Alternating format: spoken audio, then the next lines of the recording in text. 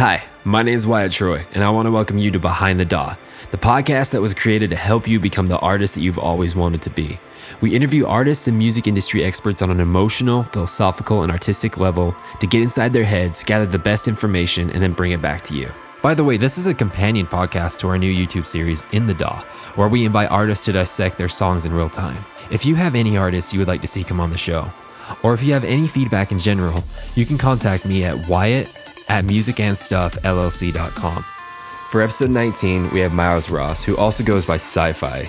He just barely released his new album, Totality, off Gravitas Recordings, so I'd highly encourage you to go check that out and to support Psy Fi and Gravitas. I encourage anyone to go listen to it. The songs will be playing in the background as we go over each song, respectively, but I highly encourage you to take the time to go and listen to the album.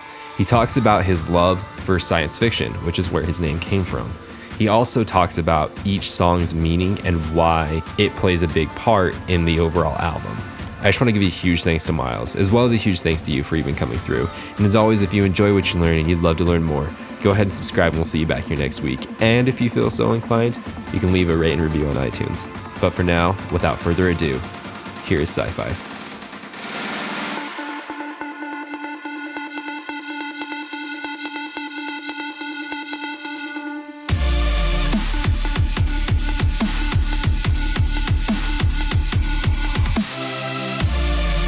I just want to welcome everyone to episode 19 of Behind the DAW. This time we have Miles Ross, who also goes by Psy Fi. Miles, how's it going today, man? Going good, Wyatt. How are you? Dude, I'm doing fantastic. My son slept last night. My daughter slept last night. So I slept last night. It was good, man. What more could you ask for? I know. And so today, Miles and Brittany are going up to Arcata. We're going up to Arcata. Brittany's got a sweet show up there. She DJs under the name Brittany from Earlier, and she's super, super clever and an amazing DJ. I am very, very excited about it. Shout out to Brittany. I'm assuming, people have made their way over here from knowing Gravitas or from knowing you. But for those who don't know who Miles is, who Psy Fi is, let's get a little bit of background information. Tell us a little bit about you. My name is Miles. I make electronic music. That would be like the beginning of EDM Producers Anonymous meeting.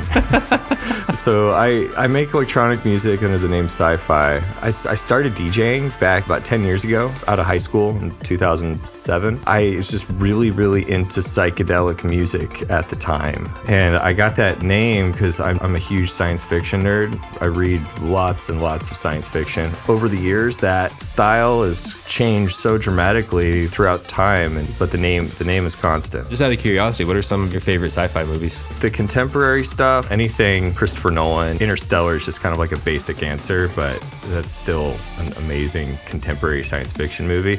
Same with Inception, even some of weird low budget ones on Netflix that I really like, called the Europa Report. Check it out on Netflix. It's actually pretty interesting.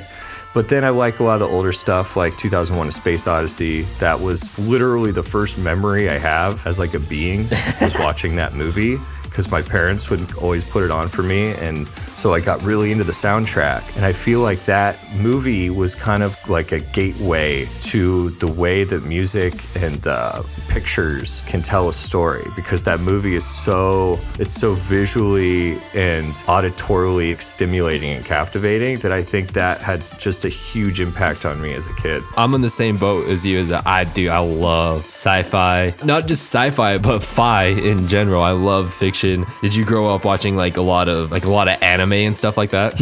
I didn't. I actually didn't benefit from that a whole lot. I wish that I would have gotten into some anime, because I'll watch Howl's Moving Castle now, or yeah, dude, which is such a crazy movie. I'm so glad you brought that up, but keep going. It's so crazy. So I feel very ignorant when it comes to anime, but I've seen a lot of the hit ones, that everyone else has seen, but I feel like a lot of the themes in them I would really like and identify with. You got some recommendations? I'd definitely be into checking some out. Absolutely, dude. So I do have some recommendations. They're very known amongst the anime crowd, but they're really, really good. First off, you ever heard of Dragon Ball Z? I've definitely heard of Dragon Ball Z. I can honestly say that Dragon Ball Z is the anime that changed my life as a kid. What? Yeah, dude. I've learned more lessons from a TV show from Dragon Ball Z than anything else ever. Which is crazy. So there's Dragon Ball Z. There's also Inuyasha, which is a really, really, really good anime. And as of late, I started watching Bleach. Bleach is incredible. This is like hardcore nerding out right now, but it's such a deep anime. It'll blow your mind. It's this guy who fights monsters that only he can see. Wow. It just from that alone, you're like, okay, that sounds freaking awesome. That sounds really, really cool. I'll definitely, I'm taking notes. You know, we kind of got some information on you, you know, as far as how you got into music. So now the question is, why did you get into music? Is there a specific reason? Were you just drawn to it? You know, were there experiences that made you connect with music on a deep level? You know, how come you're doing music now? Every once in a while, I have to ask myself that. Why do I love doing this thing that I do so much? It's not necessarily the easiest emotionally of a thing to like consume your life with, because you're like finding ways to explore your own emotions through sound and taking an image in your head and trying to recreate that into music. And I think that's one of the things that I love most about writing music, though, is taking an experience or an emotion or sorrow or grief, you know, loss, and then finding a way to cope with that and to kind of explain it to yourself through the songwriting process, which I know there's a lot of mediums out there to do that with, such as sculpture or drawing, writing, filmmaking. There's so many different artistic mediums to explore your own mental state. But with music, that was just the first thing that I got really attached to. You know, my parents bought me a guitar when I was young, so I would just be playing guitar and write my own songs. And those songs would be me trying to write things that would help me out as I'm like growing up, because like when we're teens we're just like miserable. So like I needed a place to like put that misery, no matter like how not miserable I was as like, you know, a guy living in a middle class house in the foothills of California. But still, music has been that constant that when I'm down I write music, when I'm happy I write music, you know, when I have something I want to explain or explore I write music. From listening to your Totality album, I feel like that is what I feel from it. There's a plethora of emotions that I feel when listening to that. And if it's okay with you, I'd love to hop into that right now. Would that be okay with you? I'd love to. First off, I'm looking at the track list and the album art on my phone right now on SoundCloud, and my gosh, the freaking artwork is mind-blowing right now. And really quick, for those who don't know, he released this through Gravitas. Gravitas is an amazing record label. They also have an amazing artist page called Gravitas Create that really focuses on aiding people with music production, led by Jesse Breda. Love Jesse. Really quick, is there anything that you want to say about Gravitas? Besides that, they're just such a great group to work with. I didn't realize how much the label and Gravitas was going to have an impact on this album. You know, I wrote 10 tracks and was like, okay, these 10 tracks is it. I can't do anything better here. Like kind of puffing my chest out, being like, I did it. Yay. And then I sent it to John and Jesse. John Symbionic, he's the music label manager. Immediately they were like, emphatic, yes, we want to release this. Let's talk about some of these ideas though, and see if we can make some of these ideas more concise, because the original album actually had an additional track that was like 3.5-minute intro track to the whole album. They were able to help me get these ideas that I had and really focus these ideas and take into account, okay, someone that's listening to this album that doesn't know my music, we want to like grab their attention while still maintaining the original artistic idea of it. Anyone that wants to further their skills in music and release music, I think would benefit intensely from working with Gravitas. I can agree more. Literally the entire Gravitas team, from Jesse, who's the CEO of Gravitas, down to the label manager, who is John Burcham, is that how you say his last name? Right. Symbionic. Down to Keely Marks, he's from Baseline Drift, to Garrett Moore. Alicia too, on social media. She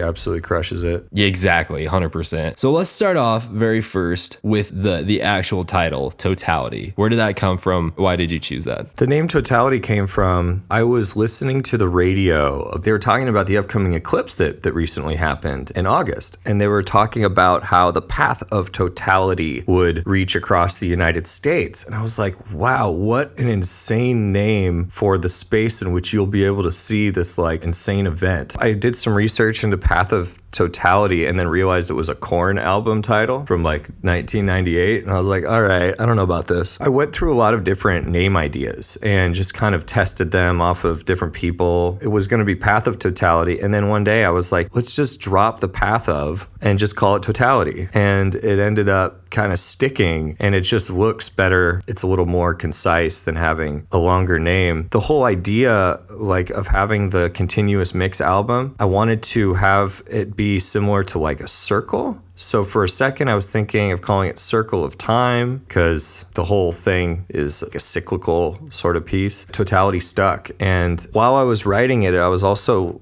listening to the sci-fi book called Seven Eves by Neil Stephenson, who's a really amazing contemporary science fiction writer. And a lot of that book has to do with like the destruction of the moon. And I felt like the moon playing a part and the album would just be a really good way to like tie it all together. How does the name Totality and this concept of the moon and everything, how does this tie into the cover art? I found the cover art just by going onto like DeviantArt and looking at really cool science fiction concept art. And I found this art by an artist named Tobias Roach. He's a German concept artist. And I reached out to him just because the art like just spoke to me. I was like, I need this art on my album cover. I don't know how much it's going to cost or like what we got to do. I started talking with Tobias, and then we kind of revised this album art to fit the album. The ship in the album art, it's supposed to like symbolize a ship leaving our planet and trying to find something else because we've gotten to this point where like environmentally we can't sustain ourselves here.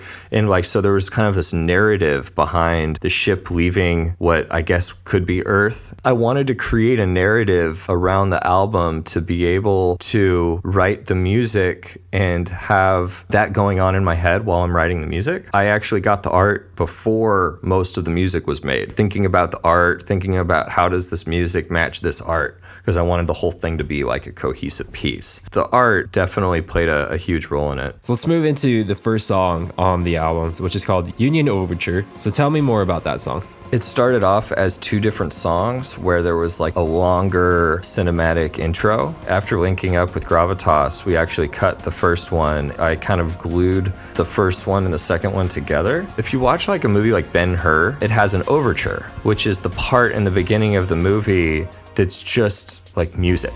In older movies, they used to do that, where there would be music in the beginning of the film. And I think that there was a utilitarian purpose for that. Like they were trying to set up the projector, or so, like there was some reason why having music in the beginning was beneficial, like for the movies. But anyways, there was also an intermission in the middle of some movies back then too. But I wanted to have kind of like a classical film scoring sort of song to open up the album, to provide as an intro track. And the whole idea of like, so the overture part of it would be the beginning, and then Union was like all the songs are united by the end of the song with the beginning of the next song. So it's like a continuous mix album for people who haven't listened to it. Each track ends and the next track afterwards starts off where the last one ended, to create like a seamless loop. So I wanted that idea of all the tracks uniting to be brought up in some of the naming. This EP is kind of the brainchild of this sci-fi movie album book that you have put together, the embodiment of your own sci-fi work. Absolutely. It's kind of like my attempt at creating a science fiction film without writing the movie. It was already a great album, but now knowing this is completely just like shifting my reality. Let's hop into the next track, which is Neo Soul. I wrote this track after spending some time at my grandparents' house in Seattle, where they recently moved from. I'd been like really sick. Like I had like a week and a half where I just couldn't get out of bed. I'd gotten back from this trip and I was just so sick. And I started to like feel better on the last day. When you're sick and haven't been eating and drinking a whole lot, like you're just kind of like raw. So like all these emotions started catching over me, like emotions I wouldn't necessarily start having if I wasn't emotionally and my immune system compromised. But I started thinking about my grandparents, and like it started kind of becoming like this thing about all these things I'm thankful for. So I started writing this track that kind of was embodying that sort of thankfulness. It's kind of deviates from the whole science fiction concept part of the album. This one track in particular, it doesn't really have anything to do with science fiction. But considering I actually purchased the album art at their house and like found the album art like at their spot in Seattle, they sort of became part of the album in a way. I was showing it to them when I was discovering it, and I was like, oh yeah, I want to do this and this, and so I kind of like dragged them into the story in this weird backwards sort of way. Neo Soul, actually, the track title is a homage to that movie Cloud Atlas, if you've ever seen that. I have not, but I've heard of it. Oh man, you got to check that out. The movie goes through different parts in time, which I wanted the album to, when I was writing it, I was like, oh, this track would be written 100 years before this one, yada, yada, yada. And so like that movie actually had a really big impact on the way I think about art and non-linear time places. So with Neo Soul, there's like a part in that movie where they're in like an old Seoul, like Seoul, Korea. And so I wanted to pay homage to that film while doing like a play on words by having it SOL instead of like SOEL, you know? So I have a hard time naming tracks. I think a lot of people do. And a lot of the names I come up with, I feel like after looking at it for a few days, I just think it's dumb. I have a hard time with these naming things. So if I can find something to make it meaningful, like I'm all about it. That's awesome, man. On to the next one. I'm really interested in this next one because not only was it an amazing song, and it was on the Music Ninja. It was a premiere on there, but it's called Prophets. Tell me about Prophets. I don't even really want to get into the whole naming part because the name doesn't necessarily mean a whole lot, but this track is another one of those that I was able to kind of make sound a little more concise with the help of Gravitas. Like there was originally a lot more, I feel like there was a lot more cinematic elements in it, and we kind of like condensed the idea and made it a little more digestible.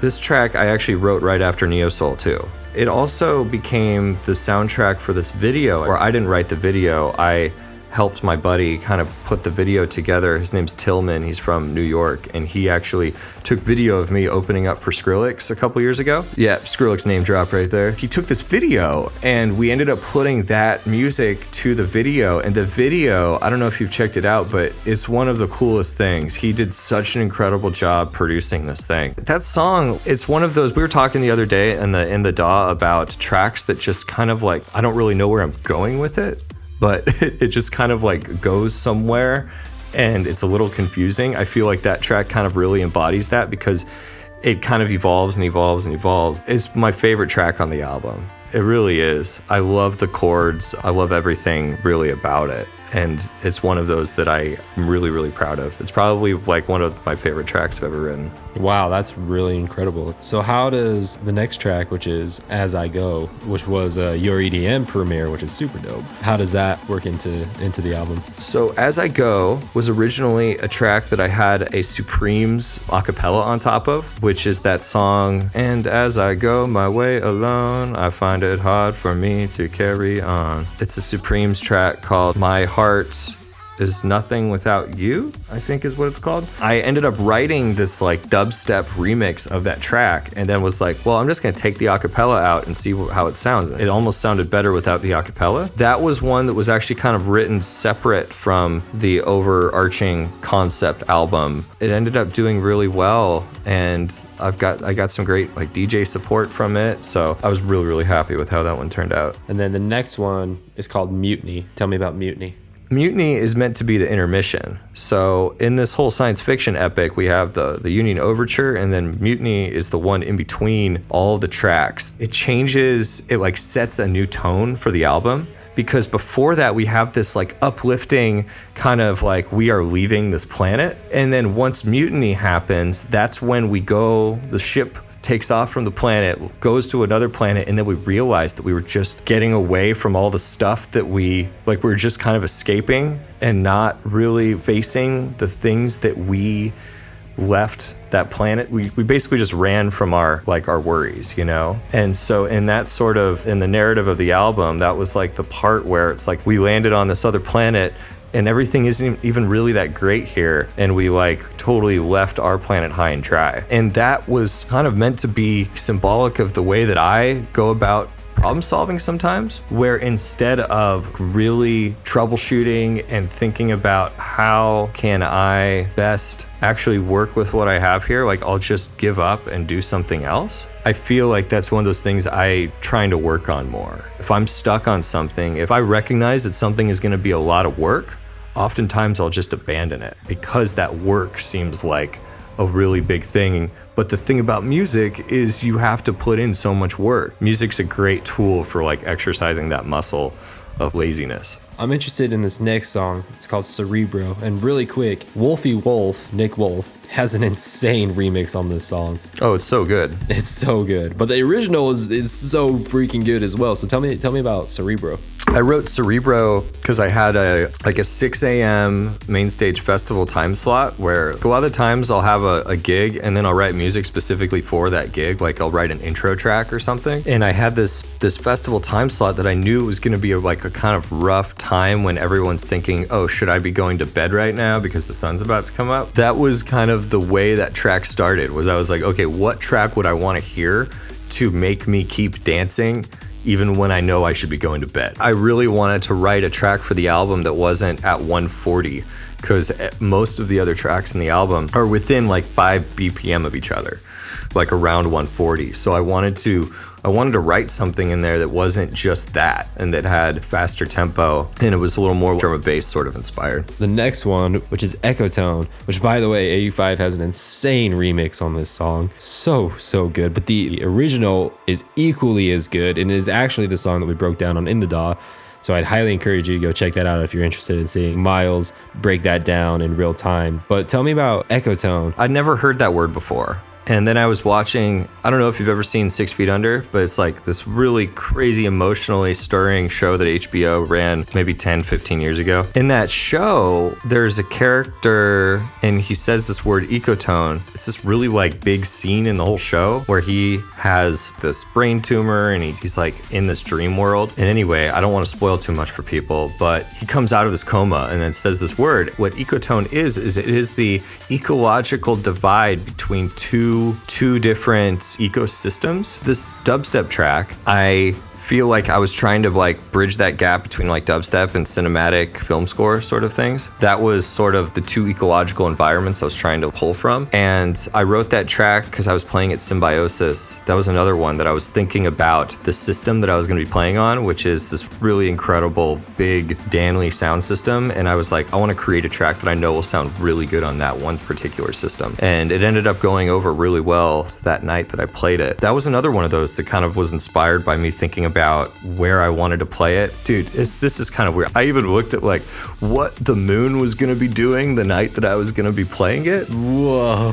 What sort of it was a waning crescent. I remember that now. And I knew that the moon was going to be really, really epic in this one location because I'd been there before. And so I was writing this track thinking about that specific moon phase in the sky. Man, I get kind of weird with it sometimes. Whoa.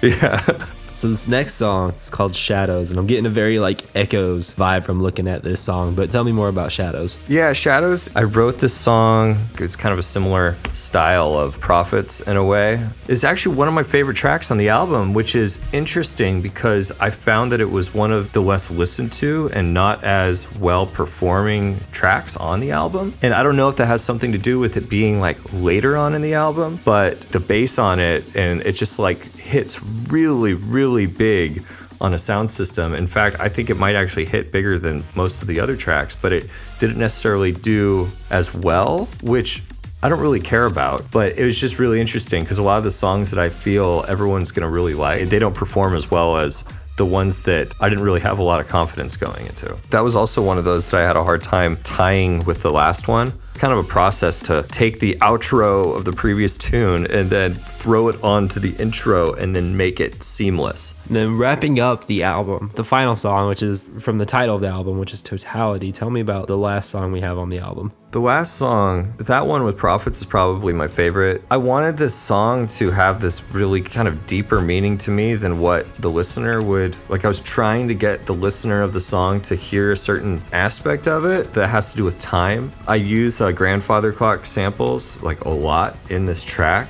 especially in the kind of like interlude of it where there's ticking, and I wanted it to resemble that the album was finishing and time was kind of running out. And there's this central guitar, like plucked guitar sound that I wanted the track to kind of start with and then also finish with that to kind of also ingrain the whole cyclical like circle sort of idea. I wrote that song before that show I mentioned, before the show with Skrillex that I mentioned before. I wanted to write like just something really cinematic that would sound big in a huge auditorium where it's just like wall of sound. Is there any final words that you have to describe the album or that you would like to say concerning the album? No, the only thing, if anyone's interested in checking it out that hasn't, what I really recommend doing is putting it on your phone and then playing it in the car. And when you're like driving, you can have a visual for the album. I don't know, I love listening to music in my car. So like any continuous mix stuff I listen to, I generally want to listen to it in the car. Let your mind just kind of